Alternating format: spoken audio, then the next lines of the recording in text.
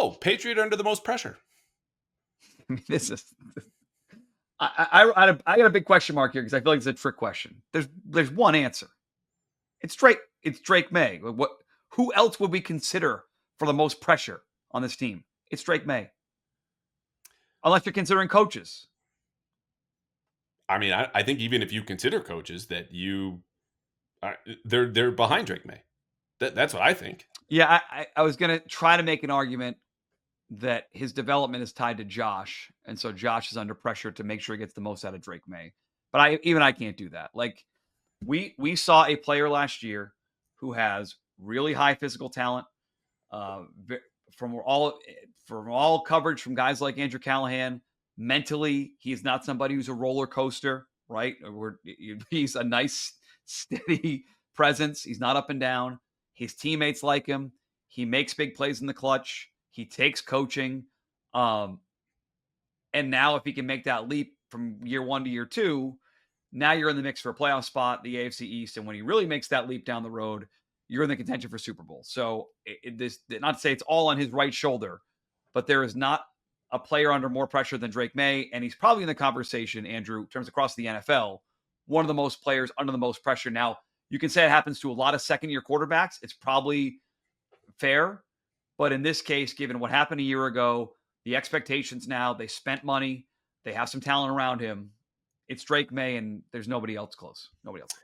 So if you were to build a case against Drake May being this answer, I think there are things you could reach for, starting with the fact that he will turn 23 this year, right? He has a long career ahead of him. Yeah. He has a bad offensive line still in front of him. And if Stephon Diggs, for whatever reason, is unavailable week 1 or week 5 or later in the season, you're still dealing with one of the worst receiving corps in the entire league, and a team that I think, at least publicly, knowing how Mike Vrabel has operated with the media so far and listening to Drake May's teammates, are going to insulate him from criticism and throw themselves in front of the bus, knowing that that bus is now coming for him every single Sunday, particularly when he throws picks, and the excuse or the line or just the reality of last year he was a rookie is no longer available. So there are release valves, but when you do play in such a pressure-packed market, obviously, a town that has chewed up and spit out certain athletes time and again, including one of his predecessors, Mac Jones, though Bill Belichick kind of fed him into the wood chipper. It can happen.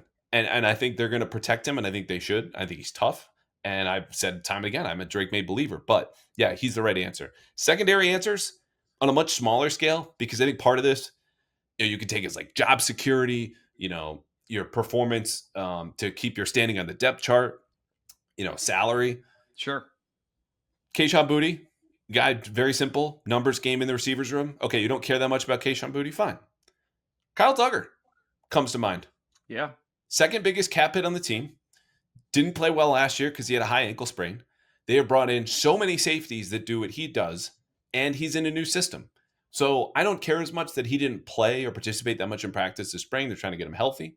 I think he's got his head on straight.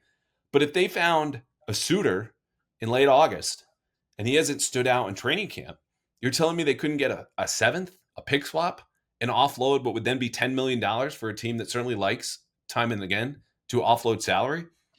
I don't know. And I don't think that's what Kyle Duggar wants. I think he wants to stay here and play. You're going to mention playing time. Is there a chance that Ramondre gets boxed out because the other running backs are better than him this year? So he also came to mind. And even though Antonio Gibson probably, edged him out slightly as the better back last year. Yeah. I think some people better all-around back, better receiving back for sure. Right. And also just didn't fumble every other game. Yep. I think he knows he's here. And I think he has the motivation. Like, okay, the pressure of a running back being drafted in the second round and Travion Henderson, I think comes with two ways. You could see it, oh my God, pressure, I have to do this. Or a guy that might need a little kick in the ass just because of the performance the last 2 years and he can be better. That's it. Yeah. So he takes that more as motivation than kind of pressure, if that makes sense. Okay, makes sense. Anybody else on the fringes? Like you could go into the receiver room, you're doing the big stack. How about ownership?